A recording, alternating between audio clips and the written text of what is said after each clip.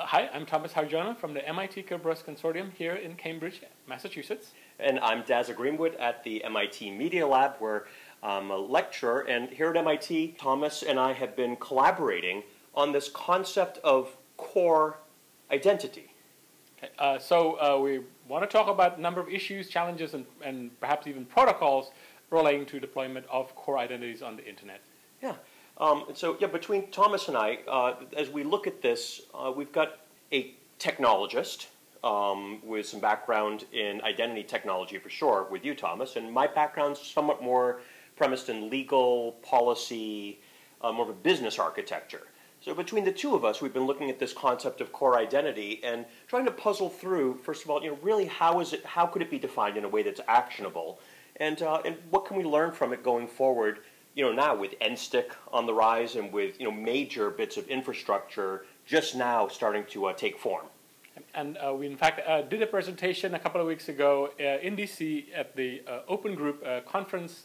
Dazza did a great presentation. Perhaps you want to describe a bit more about the presentation, Dazza? Yeah, I'd be happy to. So that's my part of that presentation was really looking at some of the legal and policy dimensions of an identity where the individual is considered to own it themselves. It's their innermost identity. You could say it's the identity of the person that consents to be governed by a government. And so, clearly you've got or it's that person that isn't just a consumer for a merchant, or isn't an account holder for a bank, isn't a student in a school. Right. It's the person underlying those different roles and persona and identities and identifiers. There's a human being there that has some autonomy, that has, in a sense, some sovereignty over their identity. Right. Yeah. And so part of this effort, we will be talking soon with Paul Simmonds, who is the board member of Jericho Forum, and in fact, one of the co-authors and producers of the identity commandments coming out of the Jericho Forum. Yeah, and Jericho Forum was that actually was the part of the Open Group in DC where Thomas and I did give that talk. And part of the reason we wanted to have a video chat with Paul from Jericho Forum now was so we'd have a chance to hear directly from somebody from Jericho Forum what's their take on core identity, what are their identity commandments, and some very interesting videos that they've actually put together that will make it possible for really everybody to understand this concept. So let's take a look at that interview we did with him now. Great. Let's roll a clip. Right. So here we are back at the Media Lab, and we're enjoying a live interview.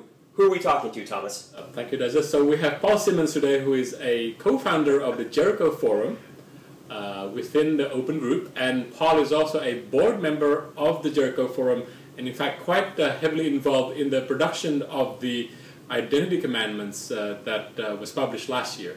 So one of the things that Thomas and I wanted to bring you into this conversation about was the Jericho Forum itself, first of all, and then we want to come to some educational videos that you've put out that we think are very constructive. But first of all, can you just tell us what is the Jericho Forum and what are the identity commandments with respect to core ID that Jericho Forum has published?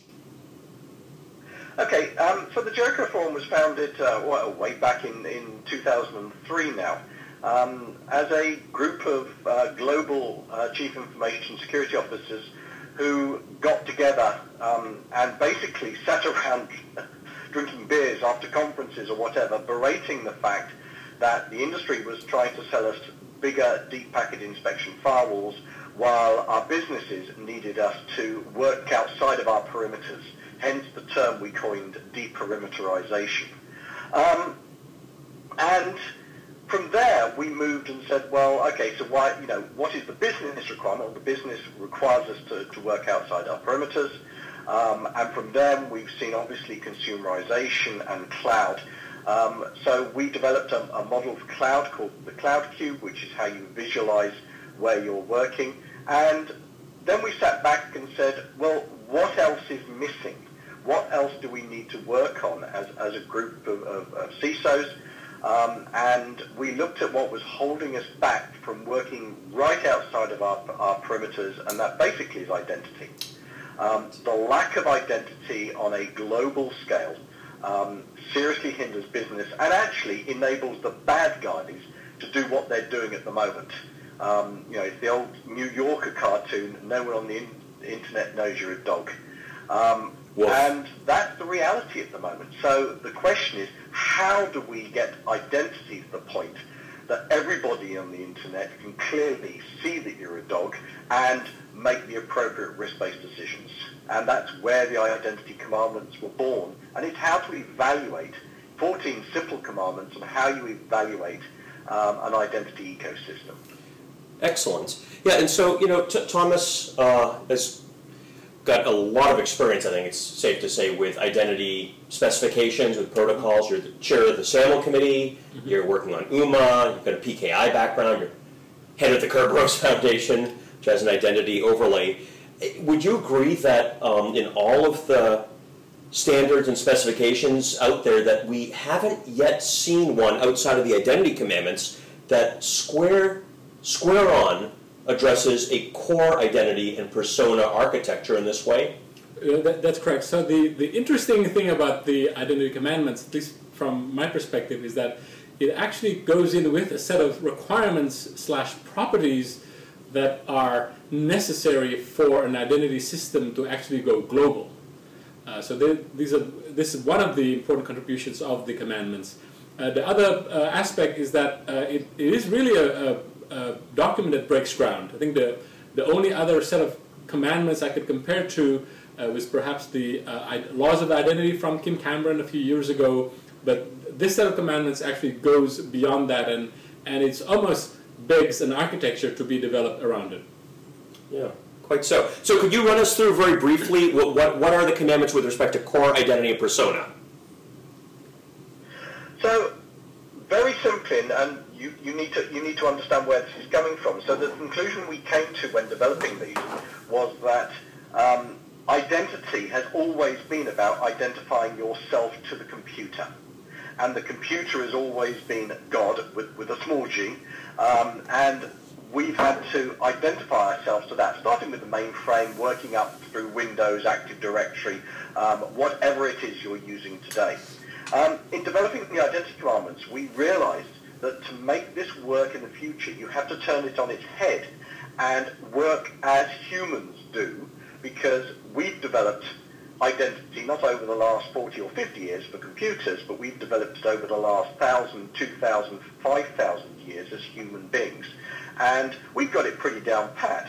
And that is, I am who I am, and I project a set of personas out from me. So you're seeing me in my security professional persona today. You know nothing else about my other personas, my family persona, my sporting persona, or my tax persona, or anything else. So starting with that, people get privacy from personas, and that's how humans handle it. And that actually extends really nicely, because it is possible to replicate that in the digital world, and everything else flows from that. So that the first identity commandment is all about your right to your core identity and the right for it to be totally private to you. Fascinating. So, what is the difference between a core identity and a persona in the context of the identity commandments? So the concept is exactly the same as you would do it in real life as a person. So you would have a core identity, which is me, the person that I am with multiple identities, and then I would generate multiple personas. So I might go off and say, I'm going to generate a citizen persona, for example, and at the moment I have a citizen persona, and in America it would be your social security number, and in Britain it would be your national insurance number. So I have a citizen persona, and it translates into a passport and other bits and pieces. You can get a digital representation of that. And the core to this is saying, in terms of physical personas, I'm the only person who can use the physical persona, because guess what? My passport has my picture on it, my driver's license has my picture on it, and I am immutably bound to those documents by my face. That works perfectly, of course, if you're physically there. If I'm rolling up at the border and giving it to the border agent. It doesn't work in the internet digital world. So the challenge is, how can you make that happen? So you need this thing called a core identifier, which is the digital representation of your core identity, that is what we call immutably linked. In other words, I am the only person guaranteed who can use that digital identifier. And once you have that, then lots of magic happens, which is I can take that and I can then start to generate personas with that, with a one-way trust, which allows me to have multiple personas all connected to a core identity and core identifier. But because of the one-way trust, means that if you're interacting with in this case, my security professional persona digitally, you can't go back and derive any of my other personas. Just as in this interaction here, physical interaction, you can learn some bits about me, Paul Simmonds, as a security professional, but you can't derive any of my other information unless I choose to reveal it about my family, my credit card, my social security number, or anything else. Excellent, thank you. And so, really, between Thomas and I think it's safe to say we're very impressed by the concision and the effective definitions and just coherent understandability of your identity commandments, laying out this set of principles for core identity and persona and how it fits together. So to bring it to the next level, though, you haven't stopped there. Now you have also put on your movie producer hat and started to come up with some real consumer-facing videos. We saw those videos in DC, didn't we? We did, yes. Did you want to talk about it? Or Paul, can you describe at least some of the videos and what they do? Yeah, so basically the problem we came up against is when we went out to try and explain this to people, even people who'd been working in the identity field, we found that it was taking a couple of hours per person to sit down with them personally and explain the concepts that we'd taken 9 months to a year to actually thrash out. And a lot of it is about getting your head around this almost, turning your thinking on identity 360 degrees. Certainly that happened with me. So the challenge was how and the challenge here was 5 4-minute videos, in other words, YouTube ready, could we explain all the concepts behind the identity commandments in 5 4-minute videos. And so we resorted to cartoons. We found a really superb cartoonist called Roger Bowles, who's got no technical background whatsoever. We wrote the script, and the rest, as they say, is history. And it takes you through, as the Brits would say, I don't know if it translates into American, but soup to nuts. So, from the beginning of what are the fundamental principles about why you do it like people do it, right the way through to what does an identity ecosystem look like, and also the fact that identity is not just about people, it's about devices, organizations, agents, and code as well. And unless you have all of that, actually you can't make rich, risk-based decisions when evaluating identity and trusted attributes that go with that identity. Right. It's great to see that finally come to fruition. I know it's been a long time coming. And where is it right now? I believe you're doing like weekly releases. Is that right? Or how can people find out more? And where are you right now in the release and distribution? Okay, so they're being released every Tuesday. There are 2 more to go. So basically, by the 3rd week in August, you will have all 5. If you want to see them, or if you want to get more information, or obviously pull the Jericho Forum Identity Commandments to read them, that along with the videos, www.jerichoforum.org is your starting place for everything to do with Jericho Forum.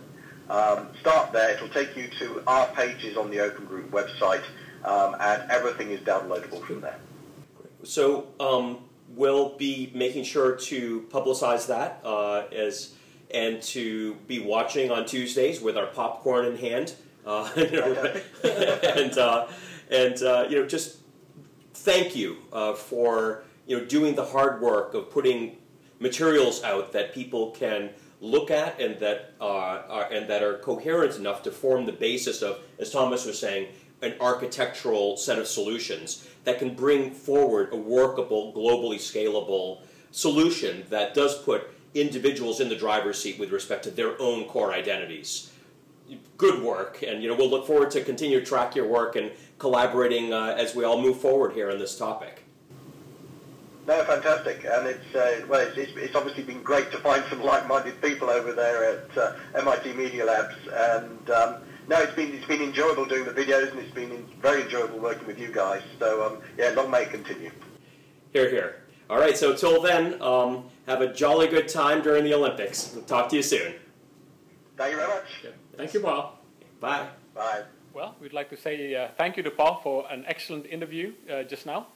What Dazza and I have at the moment is a set of slides that are a further matured version from the slides that we developed and presented at the Open Group conference in DC a couple of weeks ago. We also have a white paper that tries to provide or define a life cycle for the personas in that it identifies a number of phases that would allow the problem to be subdivided and tackled, in terms of the technical solutions, business solutions, and also legal solutions. Right. Yeah, and part of what's interesting in that white paper, as we've been iterating it and getting some more review, is it raises some deep questions. Certainly business, legal, and technical questions. Right. In a sense, almost philosophical questions. Right. What is your core ID comprised of? Right. How would you represent it in a data model that could be concatenated in some way with information to form a immutably linked persona? Right. Like, what data elements exactly are we talking about here, and how in the life cycle is it seeded and instantiated and then ultimately managed and archived one day? Right. And so I personally have to say I'm very happy, especially with the people that have been helping us, with where the work's at right now. It's going to take a little bit more time before we can get some drafts out there, but in the meantime, as you said, we do have some slides where people can find out more, adapted from the presentation that we gave together in DC. And where can people find out more about that? Well, at coreid.me, of course. Yeah. So we've got a temporary blog right now, coreid.me, that we're using. And soon we'll be setting up, thanks to Thomas's group, actually, at MIT, a hosted Drupal solution. At a proper MIT address. We're looking at ecitizen.mit.edu now, resuscitating a site that was used for some years to look at online identity and related topics. And the home at the Media Lab is under the Human Dynamics group at the Media Lab, hd.media.mit.edu, where soon there will also be a link to this core identity work. For more information, you can, at this point, go to coreid.me, and we've got, among other things, a little place where you can have a contact, and if you send us your email, we'd be happy to send you off some replies and make sure that you're notified when the white paper and future webinars are available. We'll also make sure, and actually I'll do this tonight, make sure that we get a link to those Jericho Forum excellent videos. Thank you. Great. Thanks, Thomas. Thank you. See you online.